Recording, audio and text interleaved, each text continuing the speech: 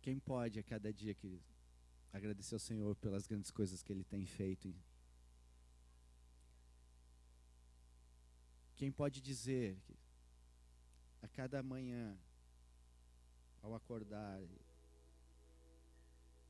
e poder adorar o Senhor e agradecer ao Senhor por tudo que Ele tem feito? Sabe, igreja, independente do que nós fizermos, independente se nós crermos ou não, Ele sempre vai continuar sendo Deus.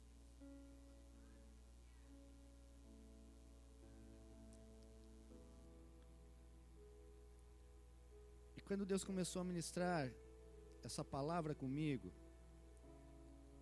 eu percebi o quanto eu tinha me afastado de Deus, o quanto eu não estava tão íntimo do Senhor.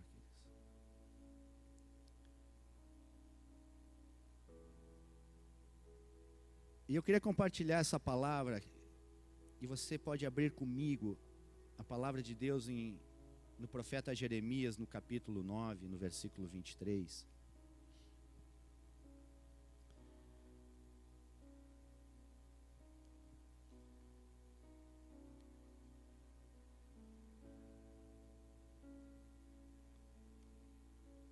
Nesses dias,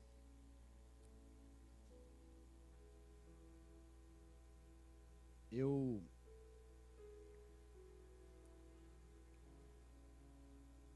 tenho aprendido com o Senhor algumas coisas. E uma delas é que nós precisamos aprender a conhecer e prosseguir em conhecer Ele a cada dia, queridos. Só assim nós vamos conseguir enfrentar as crises, as situações.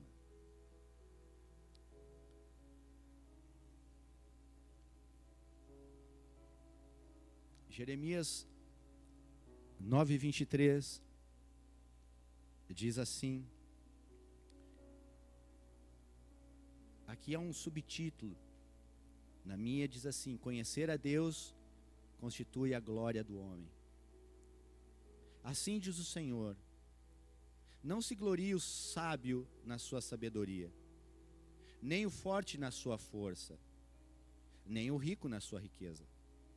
Mas o que se gloriar, gloria-se nisto, em me conhecer e saber que eu sou o Senhor, e faço misericórdia, juízo e justiça na terra, porque destas coisas me agrado, diz o Senhor.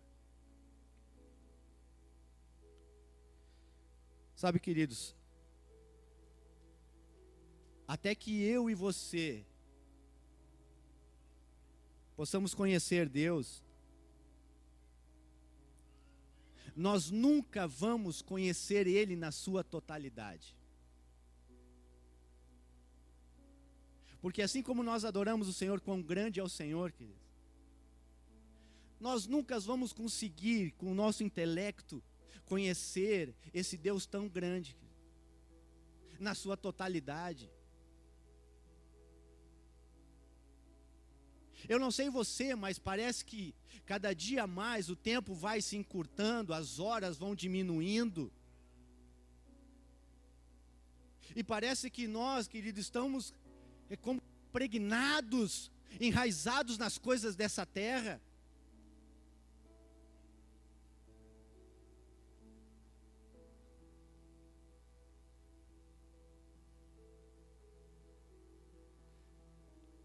Nós não estamos dispostos a correr risco, queridos.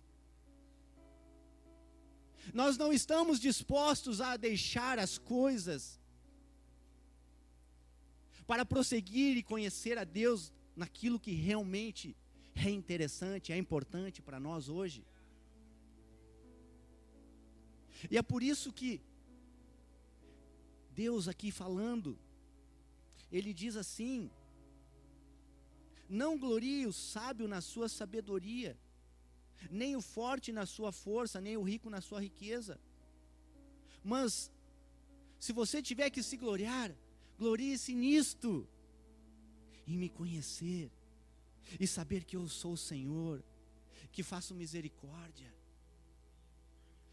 que faço juízo, justiça,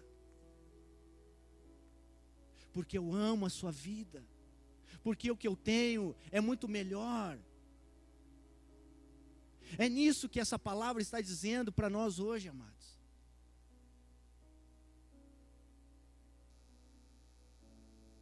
Sabe, nós não mudamos Deus. Nada que nós venhamos fazer nessa terra vai mudar Deus. Porque Deus já estabeleceu todas as coisas para que nós venhamos viver nela.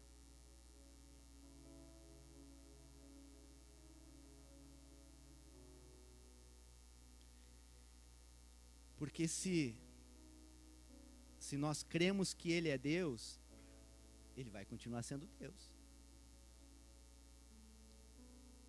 Se nós não cremos, Ele vai continuar sendo Deus, do mesmo jeito.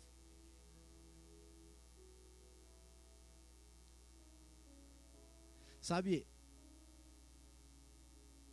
hoje entendendo, compreendendo as verdades, a revelação, pela inspiração da palavra e do Espírito sobre fé, queridos. Eu entendo que Deus não coloca dentro de nós fé para nós confiarmos nele, mas sim para prosseguir conhecendo ele. Sabe por quê, queridos? Porque a partir do momento em que, quando eu peço algo para ele, mas ele entende que não é o tempo de nos conceder isso,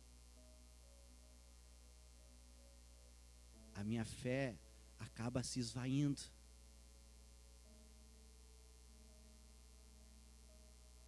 Porque muitas vezes que nós confiamos em Deus por aquilo que Ele pode nos dar, por aquilo que Ele pode nos realizar em nós, ou por fazer por nós. Mas se a nossa fé, queridos, é prosseguir em conhecendo quem Ele é, da onde Ele nos tirou, do que Ele fez por nós, de quem nós somos nele, por Ele e para Ele, queridos, já basta.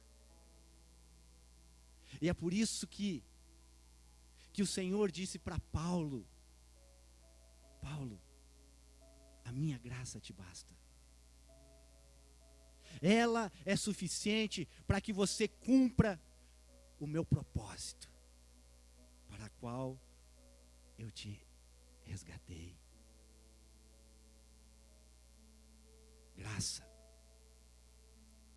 favor imerecido, mas é muito mais do que isso. É a capacidade de nós fazermos o que por nós mesmos, pelas nossas forças, nós não podemos fazer para Ele. Isso é graça, queridos.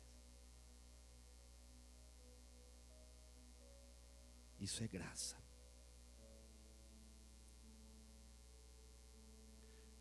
Sabe, amados,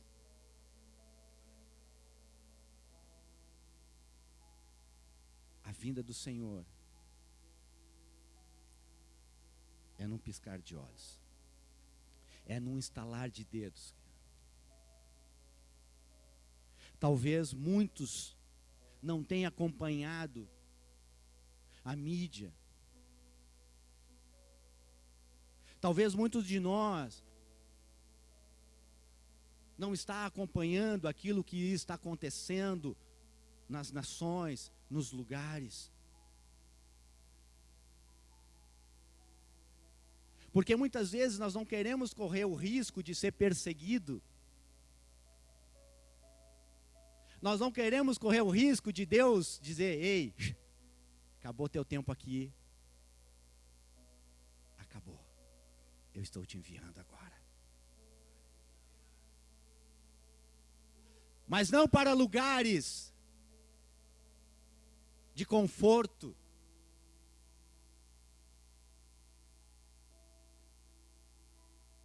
Porque nós não queremos o desconfortável. Nós queremos o comodismo, o que é confortável para nós. Mas quando nós começamos a conhecer a excelente palavra, a soberana palavra de Deus, quando nós conhecemos verdadeiramente a paternidade de Deus como seus filhos, ainda que Ele nos mande para lugares difíceis, porque é lá que nós precisamos ir, queridos, pode ter certeza de uma coisa: a graça dEle vai te acompanhar, o amor dEle, o poder, a unção, a provisão, o suprimento, não vai faltar. Não vai faltar, querido. Aleluia. Aleluia.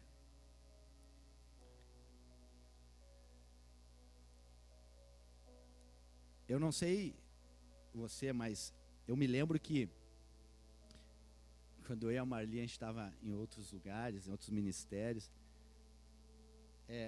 quando chegava em outubro, novembro, eles nos davam uma folhinha para fazer quais eram nossos projetos, quais eram nossos sonhos, né, pro ano que viria. E muitas vezes, né, a gente ia lá, fazia, né, projeto financeiro, qual é os teus planos para, né, o outro ano, de ler livros, né, enfim, de várias situações, financeiro, profissional, ministerial, né? E a gente fazia e dizia: ó Deus, Senhor, ó Deus, olha aqui, Deus, ó, esse aqui é meu sonho, esse é o meu objetivo, Deus, esse é isso, Deus. Como dizendo assim: ó Deus, tá aqui, ó, te vira.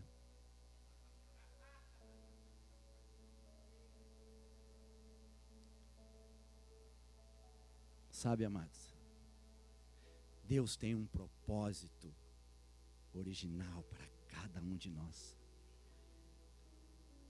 E os planos que Ele tem para cada um de nós não muda e não falha.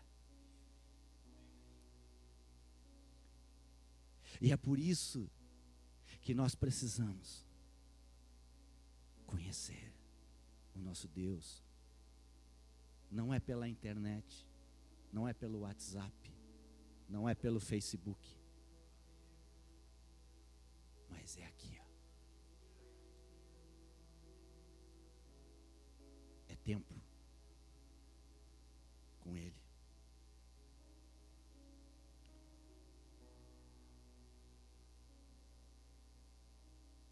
Abra comigo em 2 Crônicas, no capítulo 16, no versículo 9.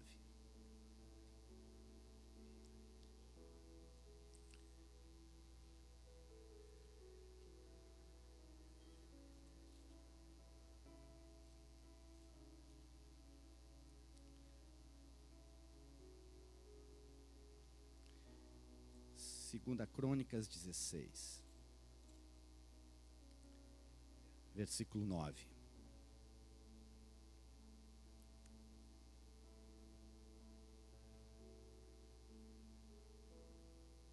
Amém? 2 Crônicas 16, 9 diz assim: porque quanto ao Senhor, seus olhos passam por toda... Ele é onipresente, Ele é onisciente, Ele é onipotente. Para mostrar-se o quê? Forte para com aqueles cujo o quê? Cujo coração é totalmente dele.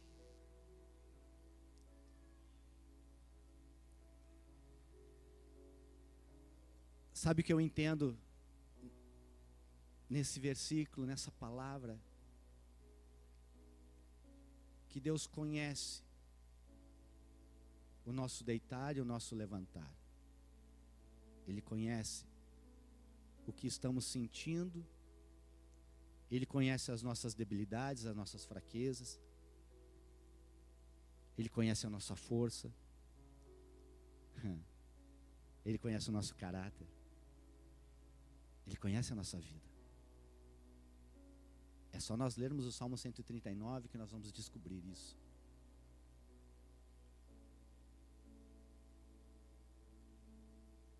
Mas é interessante que ele diz aqui que os olhos do Senhor passam por toda a terra para mostrar-se forte para com aqueles cujo coração são totalmente dele.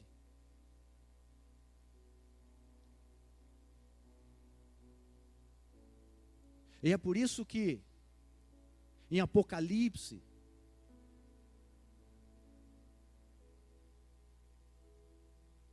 quando a palavra veio para a igreja de Laodiceia, ele diz assim: tu não é nem quente nem frio, mas tu é morno. E porque tu és morno, eu não posso continuar não abençoando. Mas quando a gente é morno, queridos, a gente não pode agradar a Deus como Ele gostaria.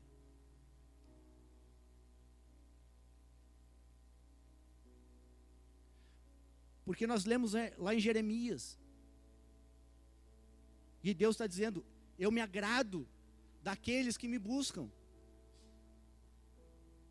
Eu me agrado daqueles cujo coração é totalmente meu, e dia após dia, eles procuram me conhecer, eles procuram realmente andar em fidelidade.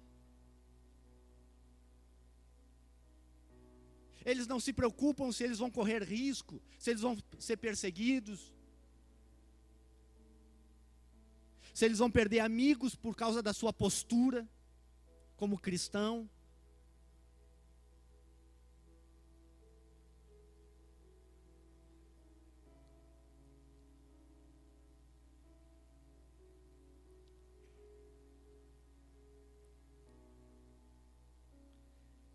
Não é você que decide o que Deus vai fazer.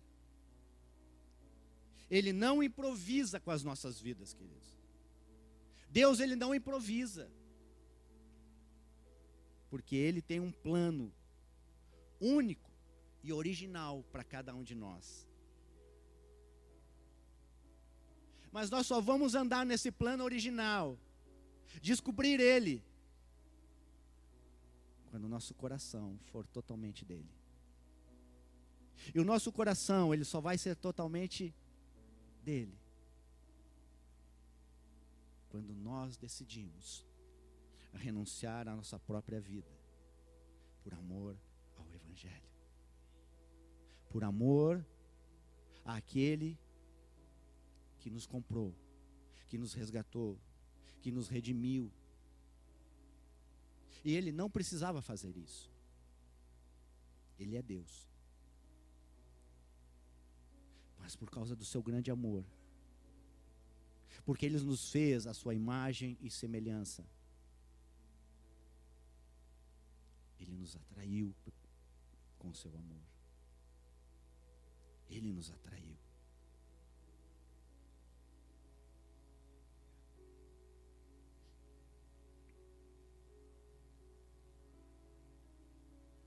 A sua vida e a minha vida, queridos, precisa ser uma casa de oração. E lá em Hebreus fala que nós somos um novo santuário. Nós somos o santuário de Deus, morada de Deus, casa de Deus. E a graça, queridos, a graça não é um fator pelo qual eu possa pecar. Muito pelo contrário. A graça é justamente para que eu não peque mais.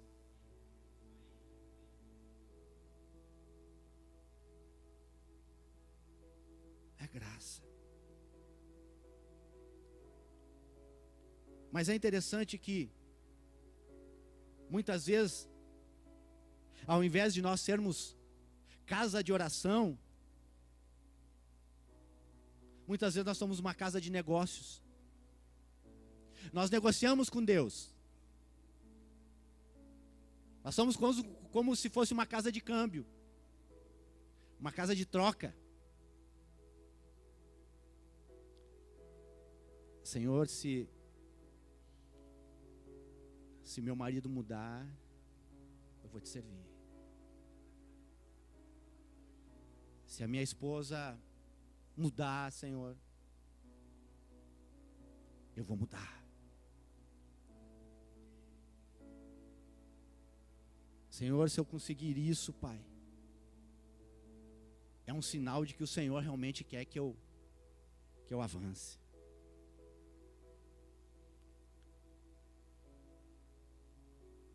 Negociando é como uma moeda de troca.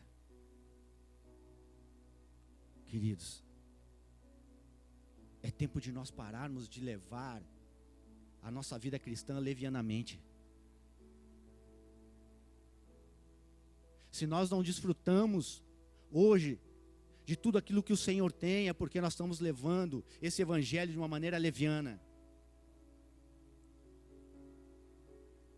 E quando eu falo nós, eu falo jovens, adolescentes, adultos, casados, não casados.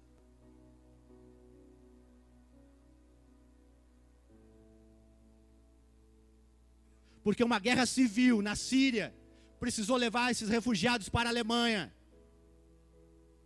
para a Suécia, para a Noruega, Islândia, para que lá eles conhecessem o Senhor. E nessa semana, eu recebi uma mensagem. Mais de 5.000 muçulmanos foram batizados na Alemanha.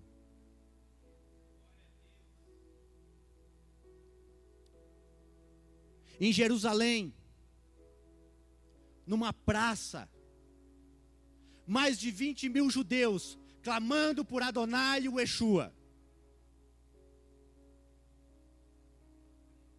A volta de Jesus é iminente, queridos.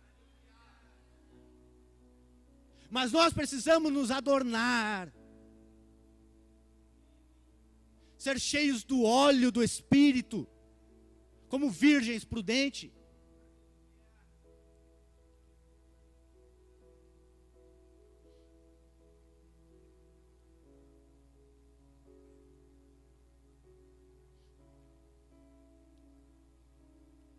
A sua vida e a minha vida, querido, está em conhecer e prosseguir em conhecer esse nosso Deus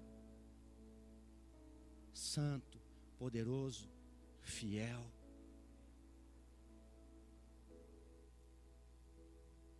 Aqueles que decidirem renunciar às suas próprias vidas, queridos, e se encherem do óleo do Espírito da palavra, queridos,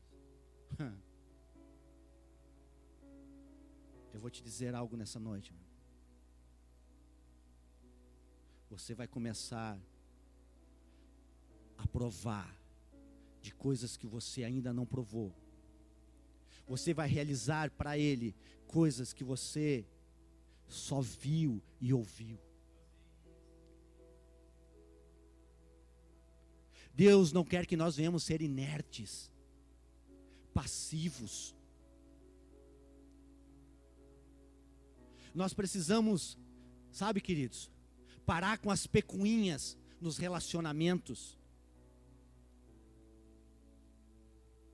Nós precisamos viver mais como família do Senhor, família da fé. Que avance, que declare. Porque a nossa luta, diz a palavra, não é contra carne e sangue, é contra Satanás, querido, que já foi derrotado.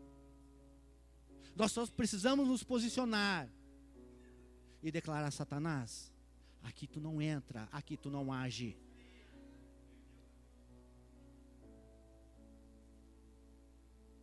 Queridos, nós estamos assentados com Ele nas regiões celestiais, em espírito. É essa autoridade que Ele nos deu, entregou em nossas mãos, querido, para viver de uma maneira sobrenatural nessa terra. Aleluia. Aleluia.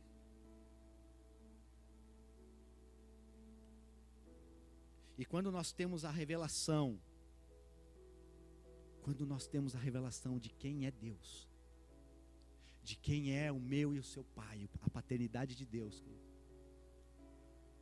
é no mesmo instante, queridos, é no mesmo instante que nós descobrimos quem nós somos. Nós descobrimos a nossa paternidade nele. Queridos, quando nós começamos a conhecer o nosso Deus e Pai, no mesmo instante, nós descobrimos quem nós somos nele. Nós não somos mais os nossos pais biológicos, nós somos dele, por ele e para ele. Nós não precisamos mais viver como nossos pais viviam. Nós não somos iguais aos nossos pais. Nós somos igual a Ele. E por isso as nossas atitudes, as nossas palavras, os nossos pensamentos têm que ser igual a Ele. A Ele. E quando nós começarmos a conhecer os pensamentos dEle, como Ele enxerga, como Ele sente, como Ele age, as coisas ao nosso redor, querido, começam a mudar. As coisas que para nós, aos nossos olhos naturais, pareciam impossível, elas começam a desaparecer no horizonte. E um caminho se abre para que a gente possa passar, querido, e avançar, e a declarar as verdades dessa palavra, querido.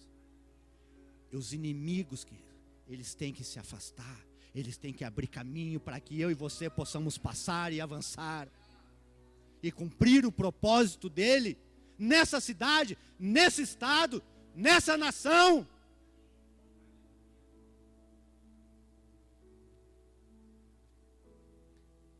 Abra comigo em Oséias 6:3.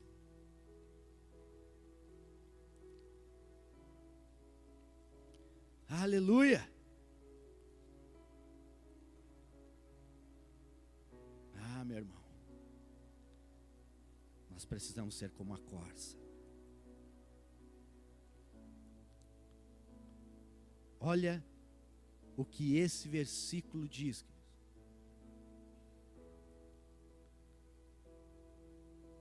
Oséias 6:3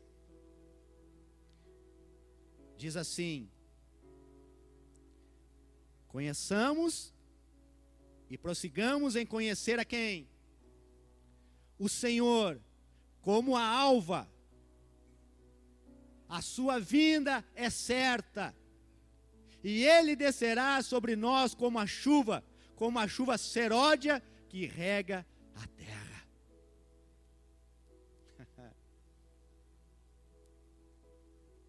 Eu e você precisamos ser essa chuva seródia, queridos, para uma terra seca que está ali fora.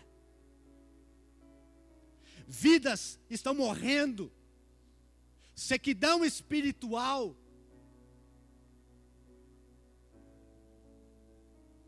Casamentos sendo dissipados.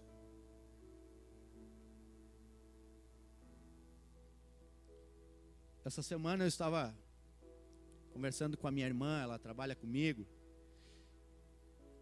Ela está fazendo educação física e ela começou a fazer um estágio numa escolinha, no pré. E a turma aonde ela está trabalhando, se não me engano é uma turma de 7 ou 8 aluninhos. Desses 8 ou 7, somente um vive como uma família, pai e mãe.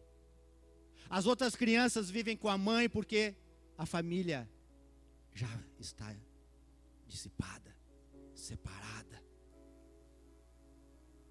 E lá tem uma menina que é autista.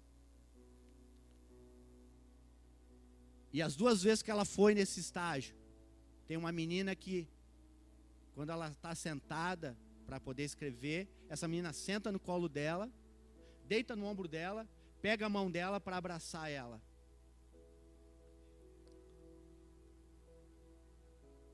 O que vai ser dessa geração, queridos? Se essa geração que está aí, de adolescentes e jovens, estão na promiscuidade, estão no ficar. Eu tenho um filho adolescente, eu tenho uma menina de 7 anos, e a gente só pode falar daquilo que a gente conhece, daquilo que a gente sabe, daquilo que a gente vive. Nós temos jovens, adolescentes, crianças na nossa igreja. Mas e como pais, o que nós fazemos? O que nós ensinamos? Nós precisamos amar, mas precisamos exortar, corrigir, em amor, ensinando essas verdades. Ensinando essas verdades. Ensinando essas verdades. No levantar, no deitar, na mesa, aonde for. Nós precisamos, queridos. Quando ela me falou aquilo, o meu coração se entristeceu, querido, e eu chorei por dentro. Não é mais tempo para perder tempo. Uma frase que Doug Jones, ele ministrou na conferência desse ano, na região sudeste. Essa conferência, queridos, foi algo ímpar. Foi um divisor de águas. Foram palavras de despertamento para a última hora da igreja, queridos. De como ser guiados pelo Espírito, não pela carne.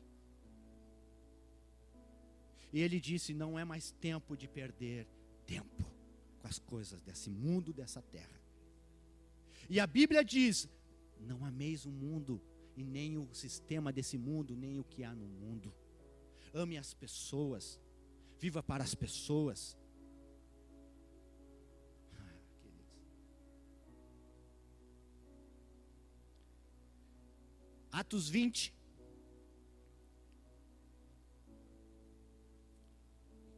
E nós precisamos entender que há uma decisão a ser tomada hoje.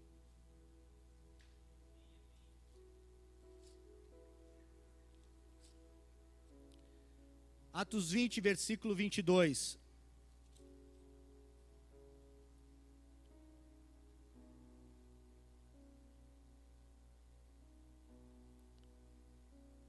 É isso?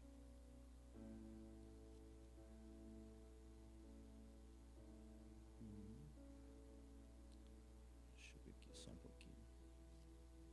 Atos 20, é isso.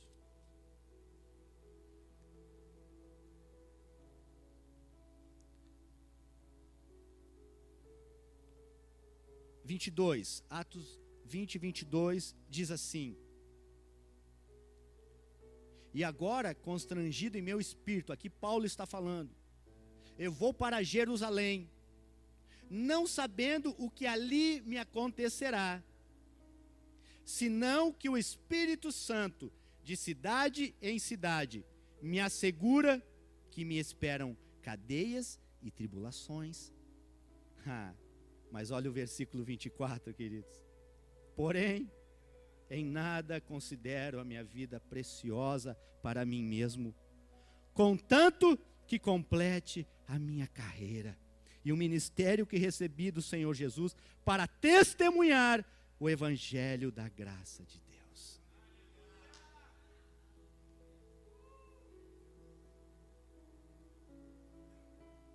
Um homem, queridos, que matava cristãos, pedia carta para que entrasse nas casas e prendesse.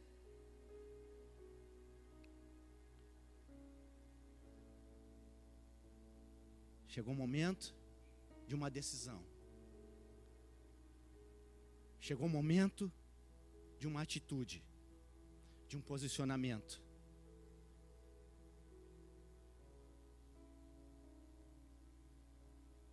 E ele diz: eu sei o que tem me esperado, e eu sei o que me espera em Jerusalém, cadeias e tribulações. Porém, em nada considero a vida preciosa para mim mesmo, contanto que eu complete a minha carreira e o ministério que recebi do Senhor Jesus para testemunhar o evangelho da graça de Deus. Não é mais tempo, querido, de nós ficar visualizando coisas maravilhosas nesse templo. É tempo de nós visualizar aquilo que está no coração de Deus. É vidas que estão no coração de Deus. São crianças, são jovens, são adolescentes. A igreja foi levantada para estruturar uma sociedade. Nós fomos levantados para fazer a diferença nessa geração.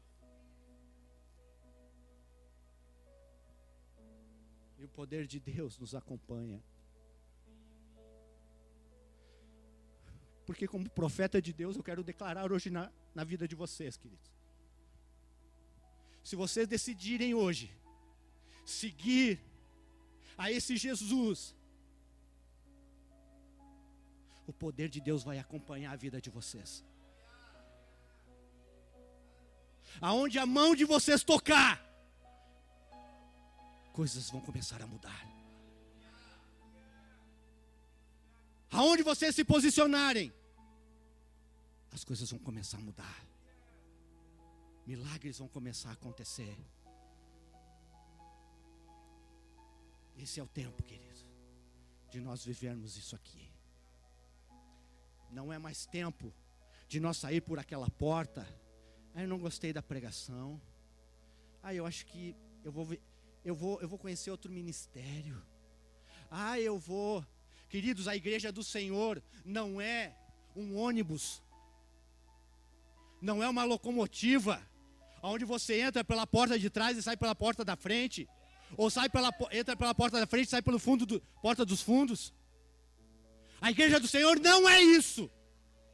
A igreja do Senhor, ela foi estabelecida pelo Senhor para operar em poder, em milagre e estabelecer o reino de Deus. Porque eu decido viver essa palavra hoje. Hoje eu decido. Diante da minha esposa, diante dos meus filhos e diante dos meus pastores que estão aqui, queridos.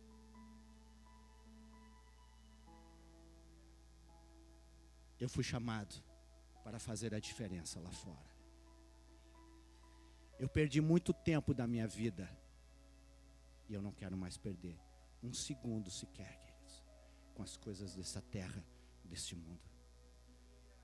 Mas eu quero dizer como Paulo disse: porém, ainda que venham cadeias e tribulações e perseguições, porém, em nada considero a minha vida preciosa para mim mesmo, contanto que eu, Luciano Menegali, complete a carreira que foi proposta pelo Senhor, o ministério que recebi do Senhor Jesus para testemunhar o evangelho da graça de Deus.